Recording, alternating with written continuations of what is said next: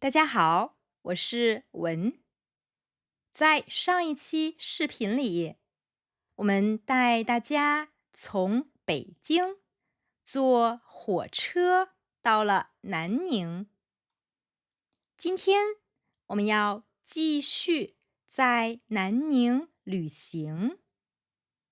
不过，今天我们不会在市区活动，而是要去南宁的郊区看一看。在今天的视频里，我会第一次尝试玩桨板，还会努力站起来。第二天去水库玩的时候，我们被兰姐吓了一大跳，以为出大事了。最后，我们还会去体验大学里的智慧食堂，吃螺蛳粉和牛肉火锅。准备好了吗？我们一起出发吧。今天上午，我陪朋友大碗一起去南宁的交通局换了新的驾照。这也是我们这次回南宁最重要的一件事。现在，新的驾照已经拿到手了，我们也可以放心的开车了。接下来，我们准备开车去一个叫武鸣的地方。今天晚上，我们会住在武鸣。武鸣以前是一个县，现在是南宁的一个区。从南宁开车过去要1个半小时左右。为什么要去武鸣呢？原因有2个。第一个原因是武鸣的风景很漂亮。我们的朋友兰姐很喜欢那里，她说想带我们去那边玩2天。第二个原因是我们这次来南宁，本来是要住在兰姐家的，但是她的房子刚刚装修完，现在还没有装窗帘。虽然她已经在网上买了窗帘，但是还要等2天才会送到，所以他就想先带我们去武鸣住2天，等我们回南宁的时候，窗帘刚好装好，我们就可以直接住在他家了。现在我们开的这辆车是一辆国产电车，这辆车不是我们自己的，也不是租来的，这是兰姐的车。刚才在市区的时候，一直都是兰姐在开车，因为我们刚从泰国回来，大碗对国内的路还不太习惯，而且中国和泰国的方向也不一样。现在我们已经上了高速，开车的时候不用一直转弯，所以兰姐就把车交给大碗开了，自己跑到后座去睡觉了。之前在泰国拍的视频里，大碗都是坐在我右边开车，但是今天他坐在我的左边，我一下子还有点不习惯。现在我们到收费站了，我们先把卡放到机器里，然后再扫码付高速费，一共25块钱。付完钱以后，就可以继续往前开了。这时候，刚才在后座睡觉的兰姐也醒了，因为我们已经要下高速了，接下来要换成她来开车。现在我们已经进入一个小镇了，你们可以看到马路的两边有一些小商店，看起来很安静。路上的车不多，人也不多。不知道为什么，我一下子有一种回到泰国的感觉。哇，这里的风景真的很漂亮。兰姐跟我们说，她经常带朋友来这里玩，因为这里的风景很好，而且离南宁市中心也不远。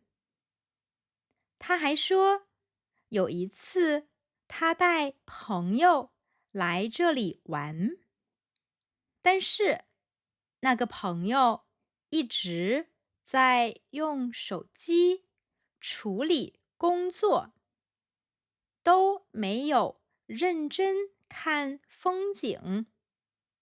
他觉得有点可惜。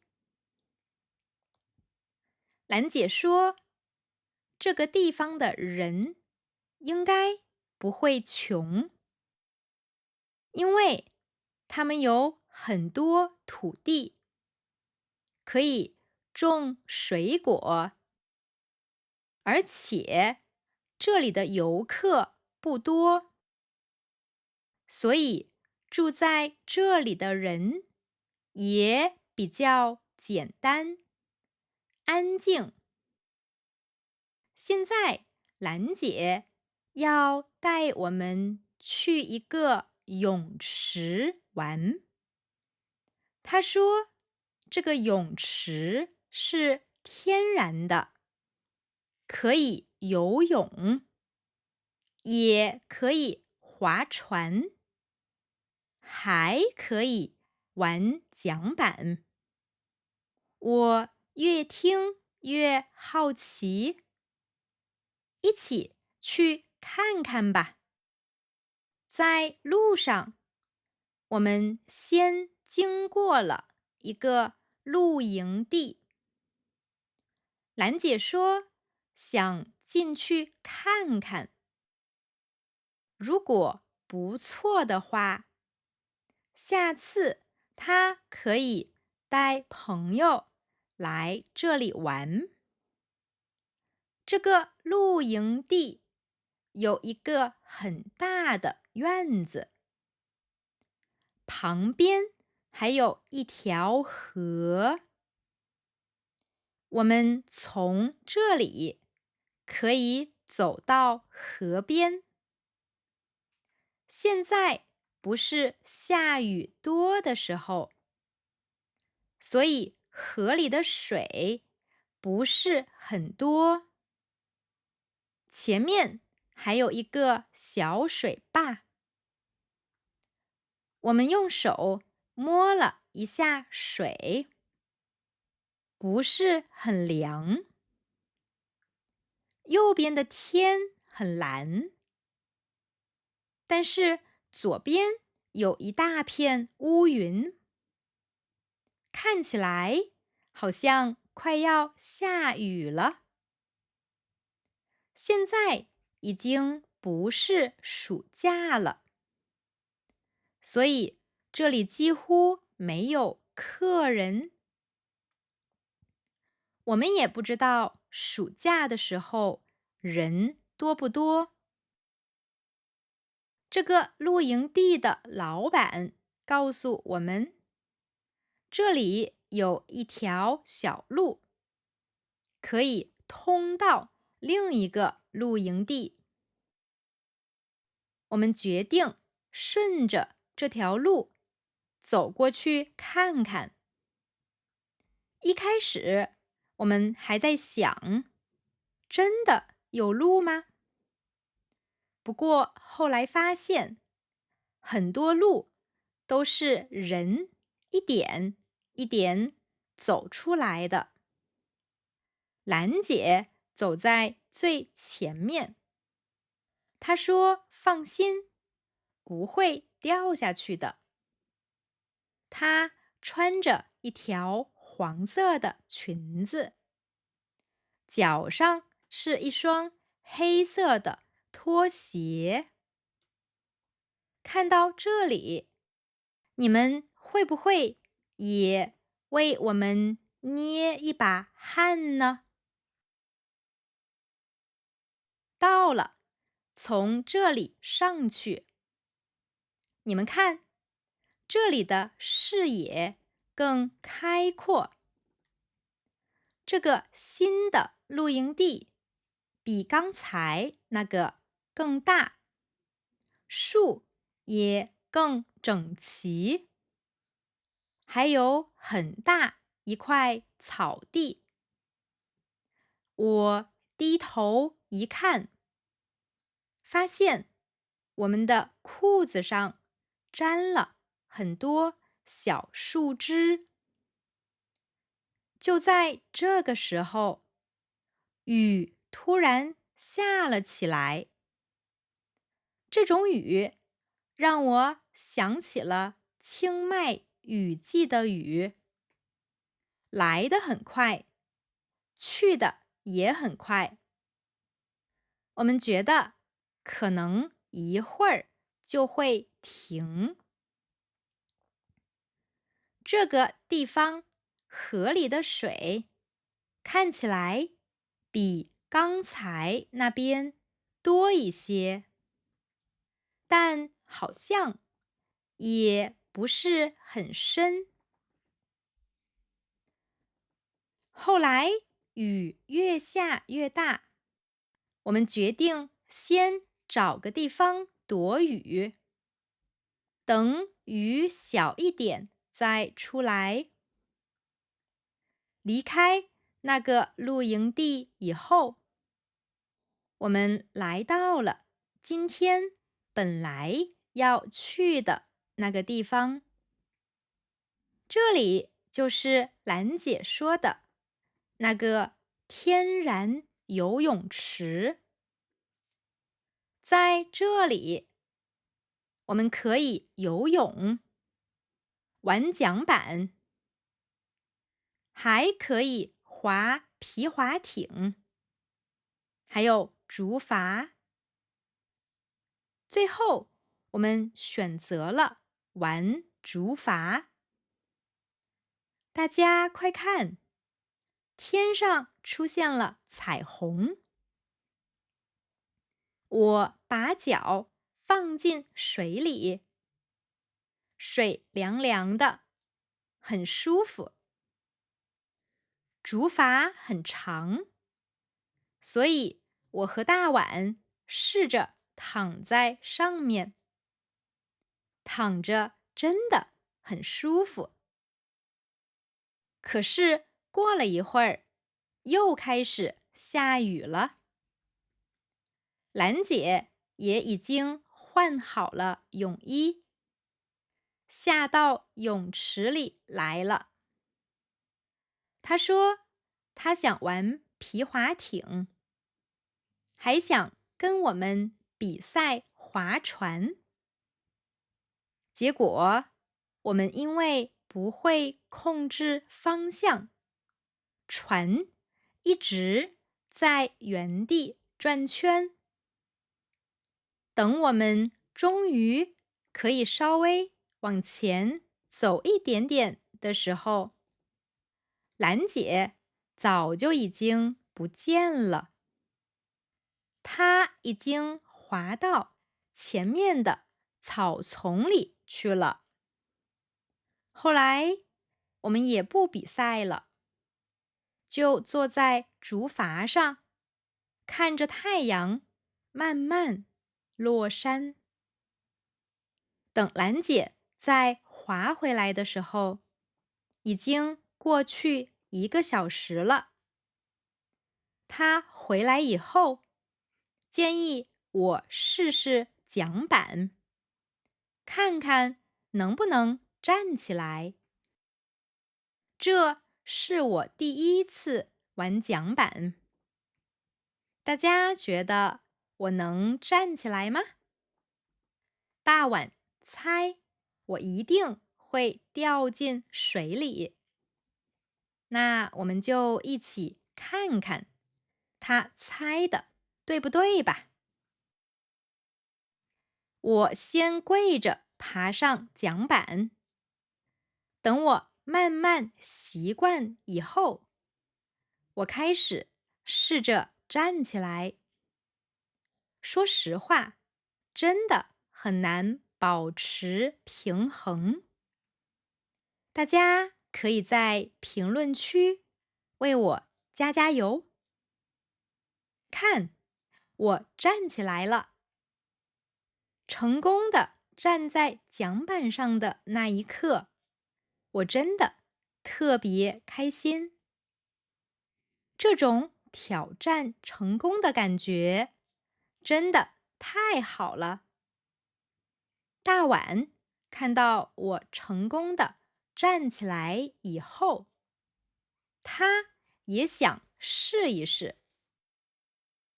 他上桨板的方式和我不一样。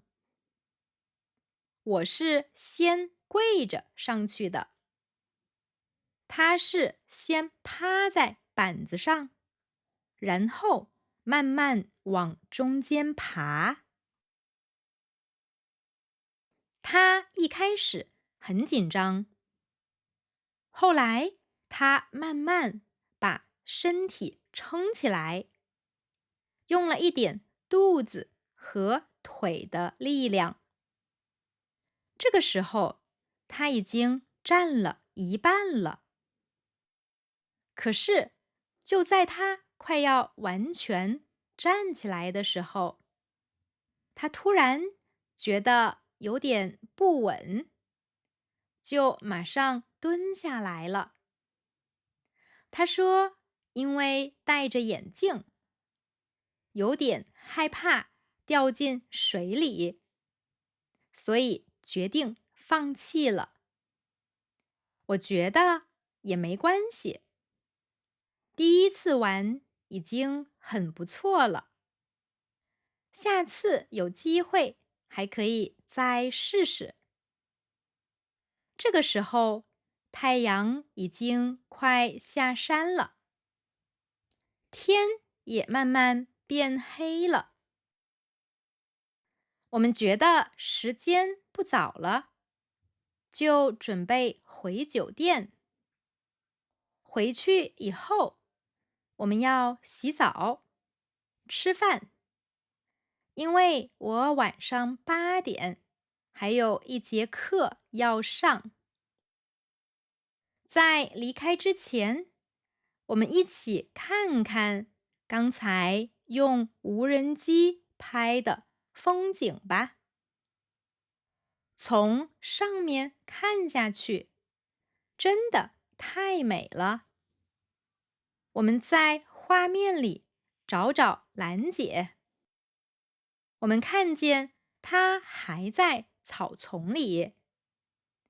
我们把无人机飞近一点，发现她竟然躺在桨板上，是不是睡着了呀？酒店的1楼就有一家饭馆。兰姐说那里的菜做的还可以。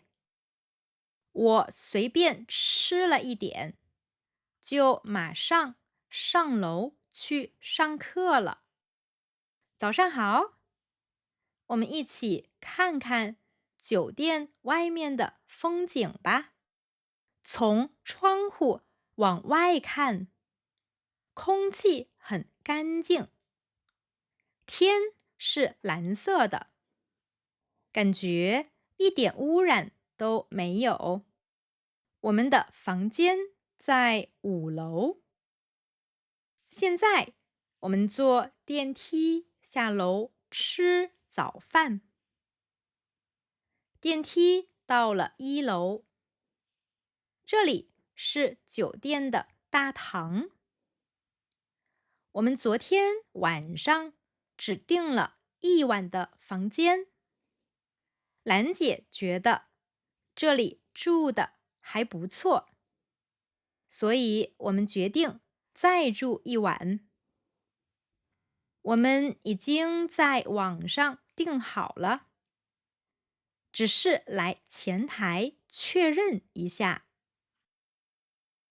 前台说已经看到我们的订单了，但是我们的房卡需要重新刷一下，不然下午2点以后可能打不开房门。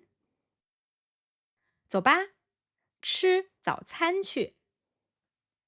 这是早餐菜单，有羊杂粉，8块钱1碗；三鲜粉、老友粉、鱼汤粉、干捞粉，都是7块钱1碗；白粥5块，包子1块5一个，肉粥6块，馒头1块一个，玉米粥5块，卤蛋1块钱一个，豆浆1块钱1杯。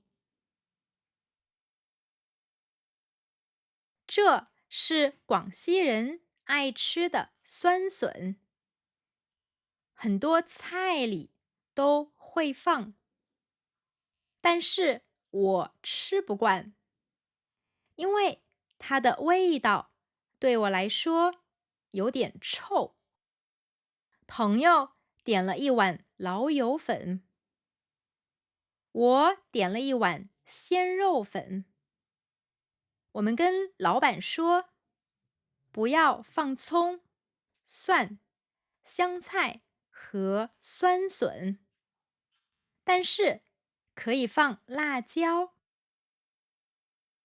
很多人看了我的视频，都会问我，你为什么不吃葱、蒜和香菜？其实我也说不太清楚为什么，可能跟基因有关。因为我妈妈在生我之前也是不吃这些东西的。这是店里的咸菜，可以自己加在粉里。这是萝卜干、空心菜、辣椒。等粉的时候，我们去外边看看吧。这家店是吃八宝鱼生的，鱼生就是凉拌的生鱼片。这里也是广西五名的骑行者俱乐部。粉做好了，我先加点空心菜，再加点辣椒。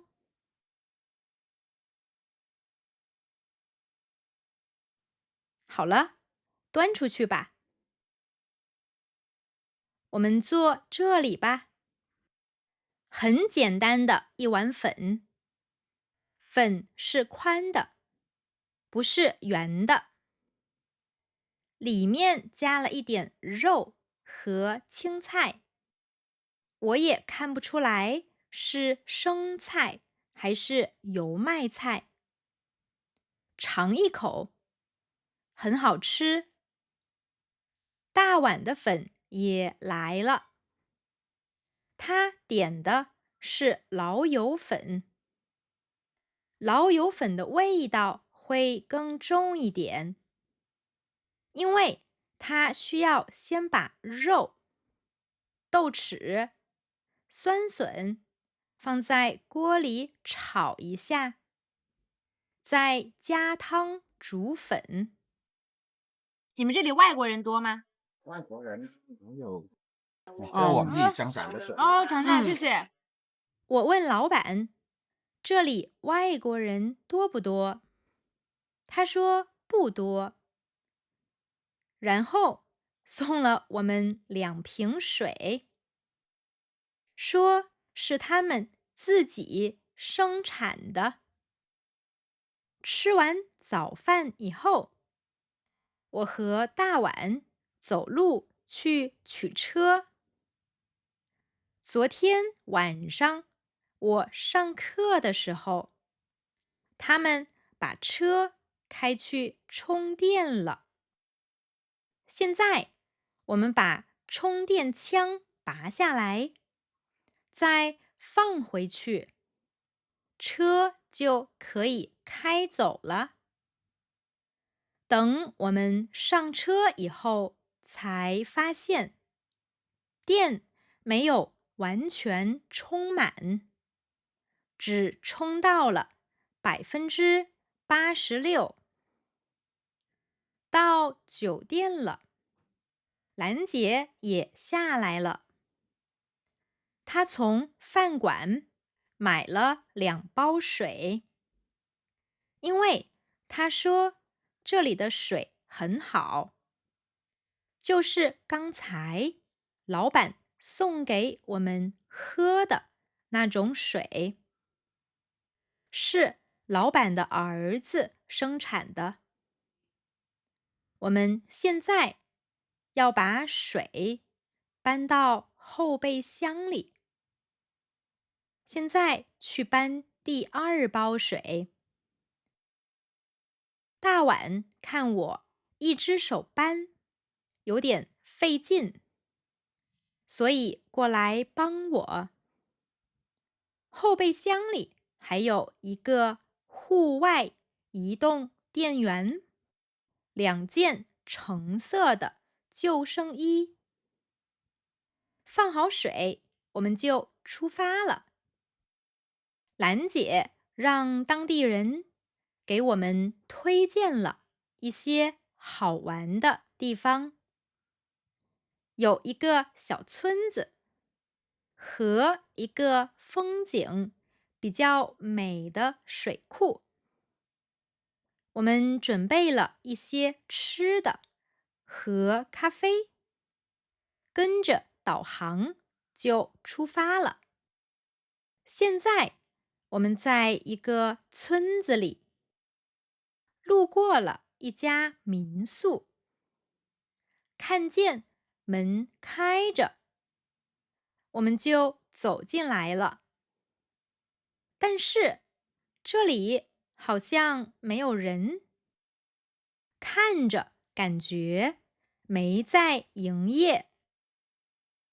民宿的房子很古朴，有一个很大的院子，院子里有很多树和一些野草、野花。看过民宿以后，兰姐说她想把这个民宿租下来自己住。我们以为她是开玩笑的，但没想到第二天她真的联系到了民宿的老板，打听了价格以后，兰姐问我们要不要一起住在这里。我们回答不要以后，她才放弃了这个想法。其实我的工作很自由，不管在哪里，只要有电脑和网，就可以上课和做视频。但是大碗不行，他需要去北京找一个稳定的工作。从村子出来以后，我们继续往水库走。大家看，路的左边种了很多火龙果，火龙果上面有很多白色的灯，因为火龙果每天需要很长时间的光照，晚上开灯可以让它长得更快一点。路边有一些房子，看起来像农民的杂物房。兰姐看到以后觉得很可惜，为什么那么好的房子要拿来当杂物房？兰姐说，她都想把路边的房子租下来自己住。看来她真的很喜欢这里，因为在大城市生活久了的她，非常向往大自然。我们都觉得，如果有一辆房车，把它开到这里，在田野边住1个月，应该会很舒服。右边高高的那个是甘蔗树吗？牌子上写着英俊大峡谷欢迎您。英俊是这里的名字，也可以用来形容一个男性长得很帅。在这里右拐，这条路有点窄，前面还有一辆车。司机看到我们来了，挪了一下车，给我们让了一点空间出来。太好了，车开过来了。兰姐的开车技术非常好。右边看起来像一个工厂。地图上说快到了，但是前面过不去，是不是要在这里右转呢？右转过去看看吧。这里有很多人，他们看起来也像是游客。兰姐说，现在是枯水期，所以水很少。现在哪里水多呀？要走过去吗？哦，要走下去。我们把窗户摇下来，问工作人员哪里的水比较多。他说要走下去。我们商量了一下，感觉这里人太多了，所以决定换一个地方。这条路上一辆车都没有，这种感觉很好，像是回到了清迈。在这里左转，树林里有一匹马，马的量词很特别，我们用匹。兰姐说，她准备了露营用的桌子、椅子，在后备箱里。这条路上有很多小石头，车开起来有点晃。路边有粉红色的花，这里是不是跟清迈一样，一年四季都有花呢？如果不是兰姐带着我们可能不敢自己开过来，因为这里一个人都没有。我们一边往前开，一边怀疑我们走的路对不对。兰姐说，她也没有来过这里，是兰姐认识的一个当地人给她推荐的。那个人的妹夫在这里开了一个露营地，妹夫就是妹妹的丈夫。到了，我们没走错，这条路是对的。看看我们可以把车停在哪里，把车开下去看看，找一个树下的位置停，就停在这里吧。下车，这里可以租桨板。兰姐说想租来铺在地上睡午觉。我们先把东西搬下来吧。我们讨论了一会儿，最后决定把桌子搭在这里。我跟大碗一起研究了一下，这个桌子应该怎么搭。其实很简单，搭好了，去把车里的吃的拿下来。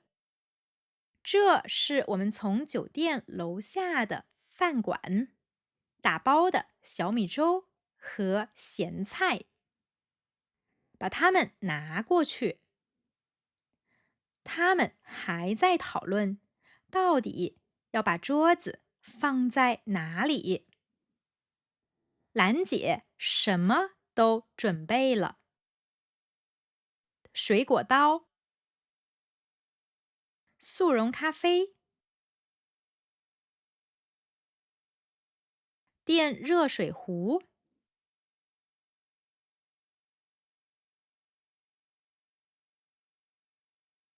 这是兰姐刚才买的水。拆开，把水拿出来喝，或者泡咖啡。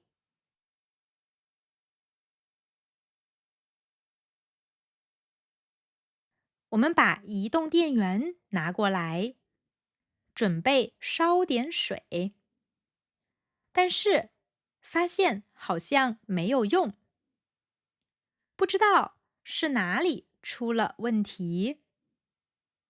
是移动电源没电了，还是电热水壶的功率太大了？弄了半天也没用。后来，我们把热水壶拿到营地老板的房间里，才把水烧开。我们一边喝咖啡，一边聊天。当我们聊得正开心的时候，天突然下起雨来了，而且越下越大，风也越刮越大。我们赶紧把电器都收进车里，然后又怕风把垃圾吹得到处都是，所以大碗又过来收垃圾了。我把后备箱整理了一下，也过来收椅子了。把东西都收上车以后，我们在车里坐了差不多15分钟，雨就停了。看，太阳又出来了。兰姐换上泳衣，下水去游泳了。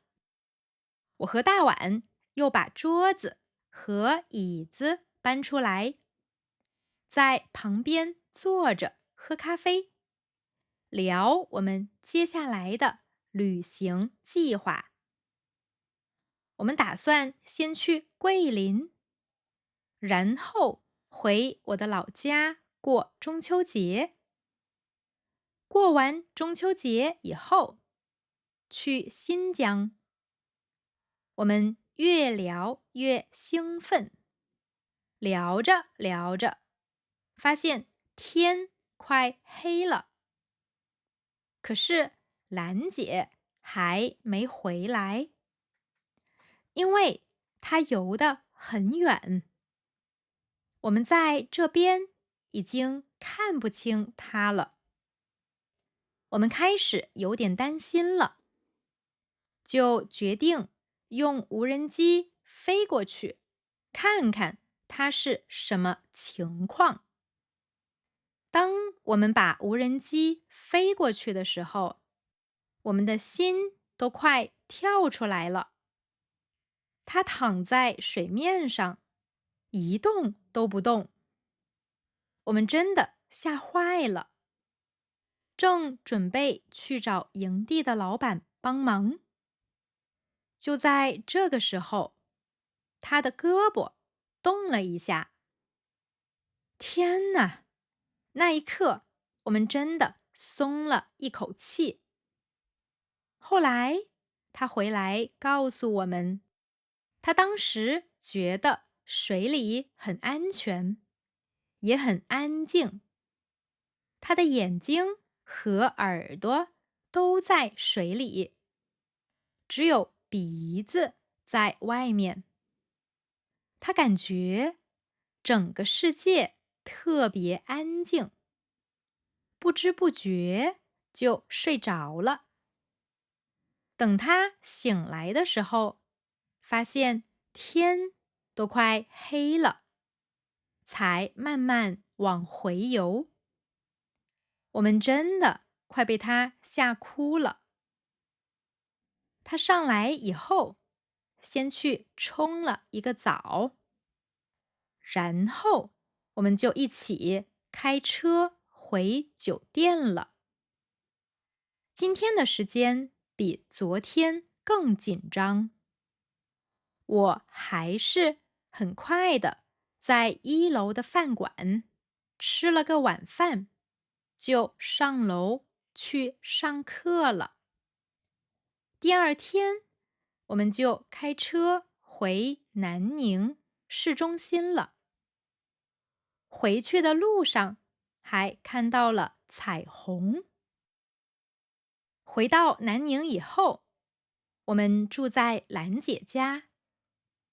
这个房子刚装修好，她自己不住在这里，因为房子大门的钥匙不够多，所以我们要自己去配2把钥匙。我们找到了一家配钥匙的小店，这家店看起来很老。现在这样的小店已经不多见了。不知道在你们的国家，这样的配钥匙的店多不多？钥匙配好以后，我们就去找兰姐吃午饭了。兰姐是大学老师，她说大学食堂的饭菜又干净又便宜，想带我们去尝一尝。所以我们约在大学食堂见面。我们觉得电梯太慢了，大碗建议走楼梯上去。我们爬了2层之后，发现找不到门，然后又下楼来坐电梯了。到了，看看这里都有什么菜。真的耶，这些看起来都很好吃，而且很干净。兰姐先用她的手机帮我扫托盘上的2维码，然后我们拿着这个托盘去取菜。拿一个盘子，一个碗，一个勺子，和一双筷子。我再拿2个碗吧，怕不够。先把盘子放上去，然后拿一盒绿豆沙放在托盘上，然后系统就会自动从兰姐的卡里扣钱。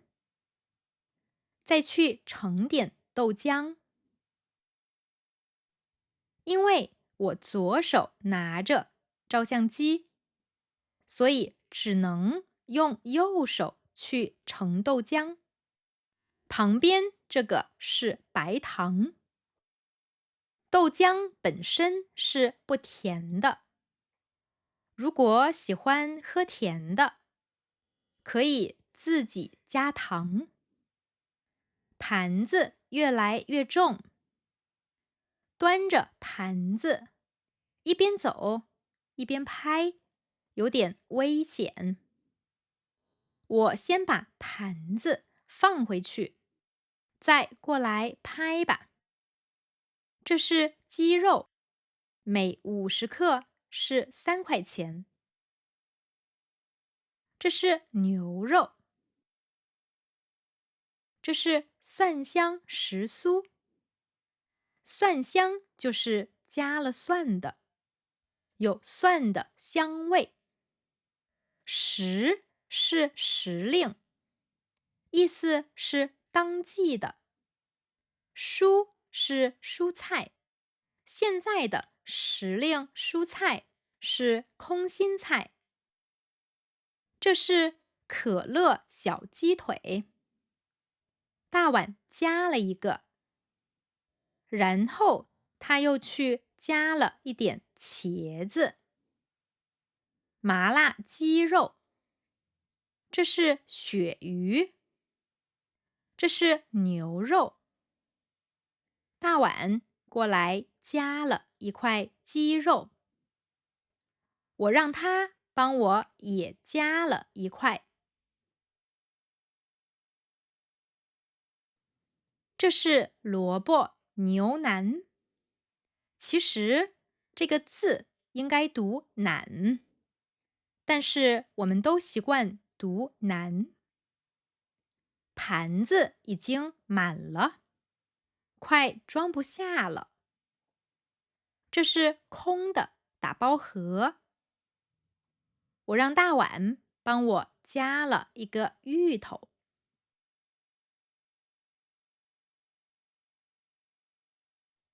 再帮我加个红薯和玉米。这些一共43块钱。大家觉得这个价格怎么样？这是大学里比较贵的食堂，因为今天是兰姐请客，她让我再去拿一点吃的。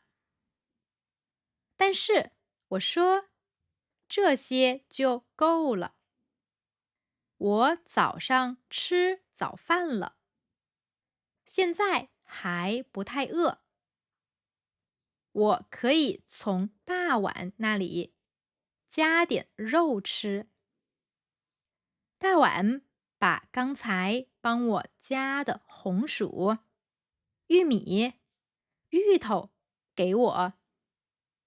吃完饭以后，我们要自己把餐具送到餐具回收处，把吃剩的饭菜倒进去，然后把空盘子放到传送带上，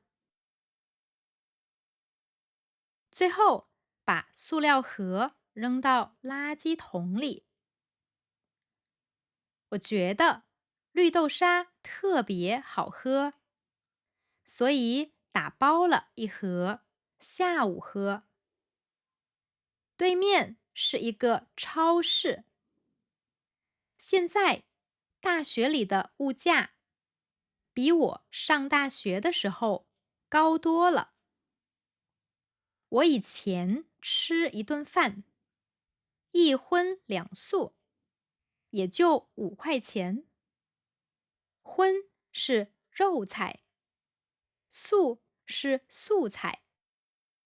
一荤两素就是1道肉菜，2道素菜。这里有水果捞，就是水果沙拉。这是自助打印机。大碗本来想买一杯咖啡，但是看排队的人有点多，所以最后决定还是不买了。我们从这边走楼梯下去。大碗说这个牛奶是广西的牌子，问我想不想尝一尝。我说现在我很饱，喝不下去了，但是可以买回去放到冰箱里，明天早上再喝。他们有常温的牛奶、酸奶、牛乳和鲜奶。我拿了一瓶牛乳和一瓶鲜牛奶。其实我也不知道它们的区别是什么。店员拿了一个透明的塑料袋，然后把牛奶装进袋子里。买好了，回家吧。广西离泰国很近，这里植物的种类也跟泰国很像。这里有一个篮球场，旁边有一个门球场。我外公以前活着的时候，很喜欢打门球。左边这栋是老师的宿舍，看起来已经很老了，墙都裂开了。从这个楼梯上去是一个田径场，田径场的中间是一个足球场。我们可以穿过这个田径场回家。这个地都开裂了，是不是该修修了？从田径场出来，这里也有一个篮球场，右边这里是排球馆。小朋友投篮失败了。晚上我想吃螺蛳粉。螺蛳是一种螺，螺蛳粉的汤是用螺煮出来的，所以这种粉就叫螺蛳粉。大碗带我去了一个夜市，夜市在另一个大学旁边。其实我很喜欢去大学附近找好吃的，因为学生多的地方，好吃的也多，而且价格也不贵。螺蛳粉最大的特点就是味道很臭。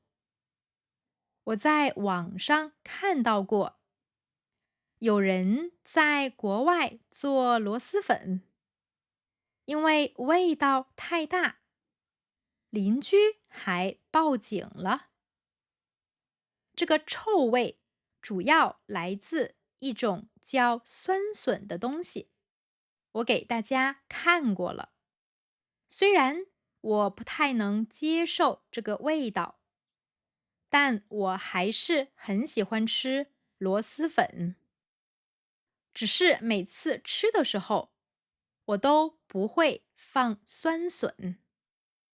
螺蛳粉里有空心菜、炸的腐竹、花生、木耳、米粉，还可以自己花钱加一些肉啊、香肠啊、鸡蛋啊什么的。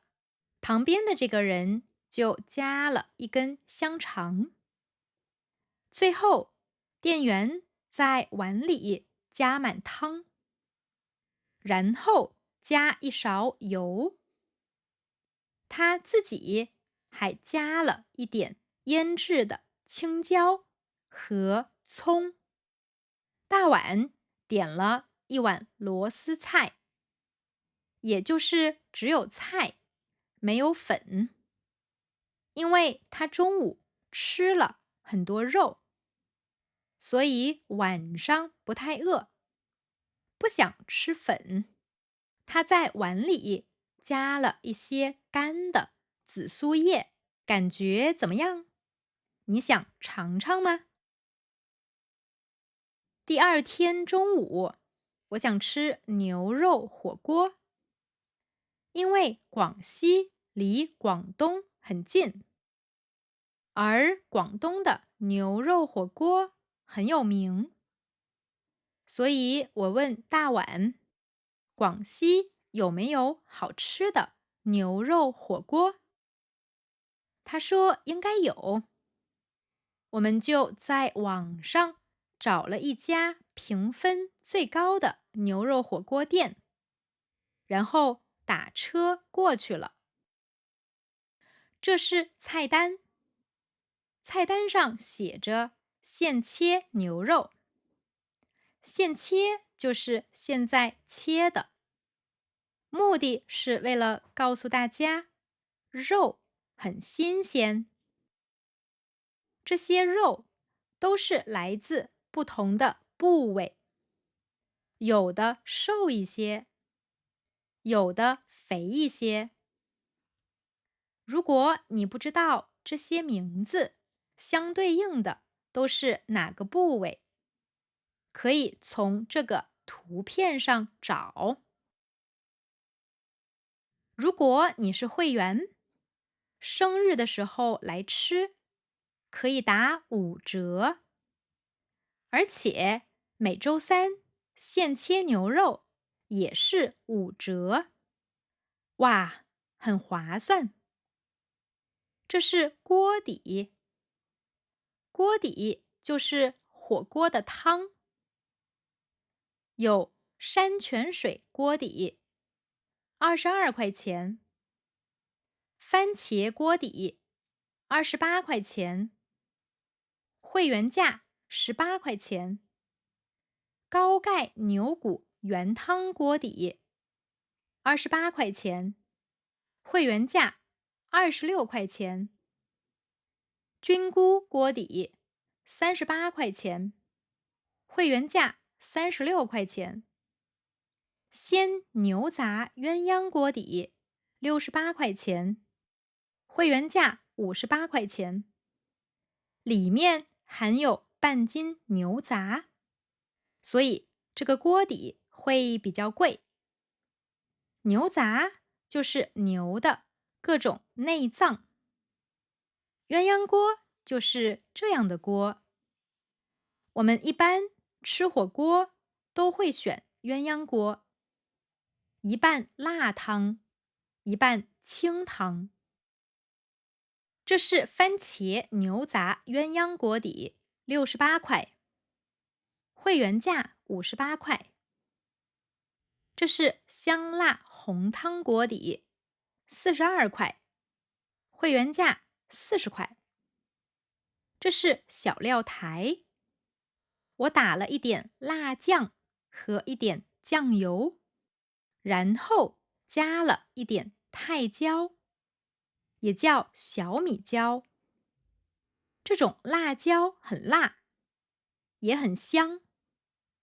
最后加了一点菌菇酱。酱的种类有很多，因为每个人的口味都不同。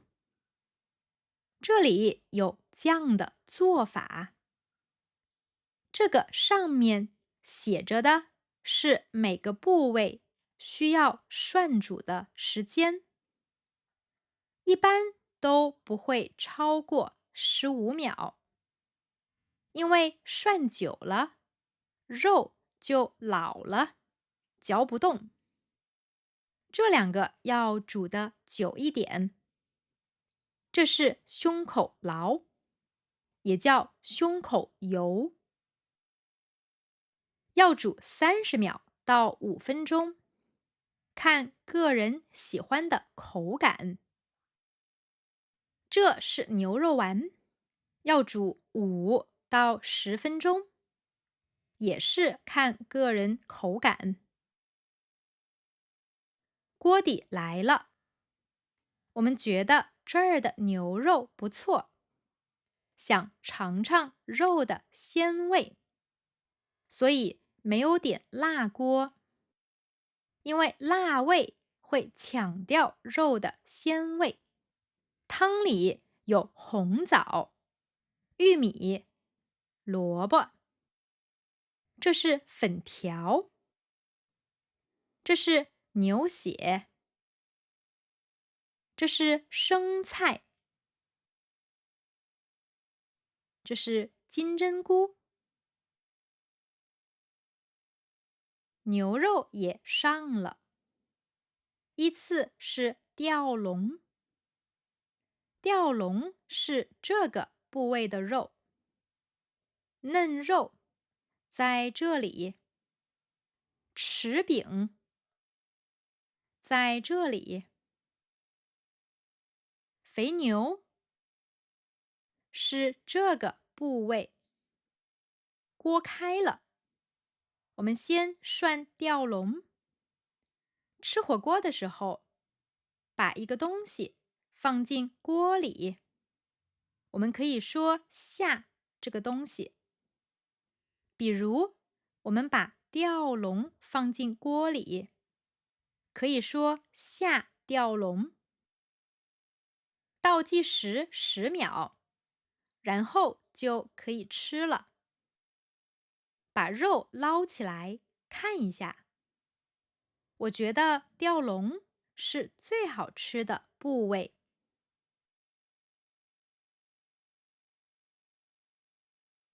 蘸一点刚才做好的酱，尝尝。哇，很好吃！现在下嫩肉，也是涮10秒就可以吃了。他们这里的牛肉真的很新鲜。接下来下匙饼，也是10秒。虽然没有吊笼好吃，但是也不错。下最后一个肉，肥牛。吃完肉以后，我们再下青菜。最后，我们把所有的都吃完了。我俩都吃撑了。在这里，撑的意思是非常非常饱。我每次吃火锅都会吃撑。之前带一个德国朋友一起去吃火锅，他很惊讶我平时吃的不多，但是吃火锅的时候能吃很多。我告诉他，因为这是火锅。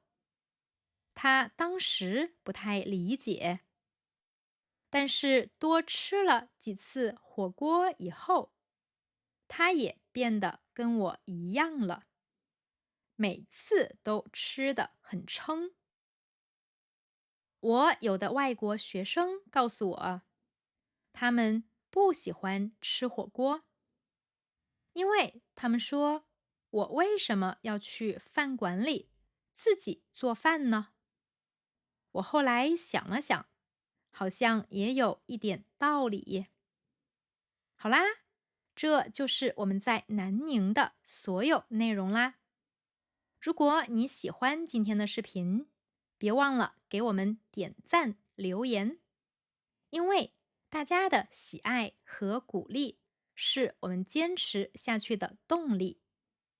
下一期视频，我们带大家去桂林看美丽的山水，期待一下吧。拜拜。